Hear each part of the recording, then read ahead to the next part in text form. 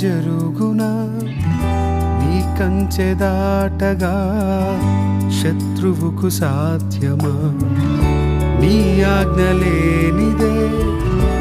ఏదైనా జరుగునా నీ కంచె దాటగా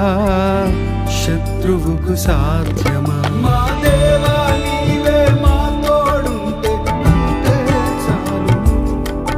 అపవాది తలచిన కీడులన్నీ మేలైపోను మా దేవా నీవే మా తోడుంటే అంతే చాలు అపవాది తలచిన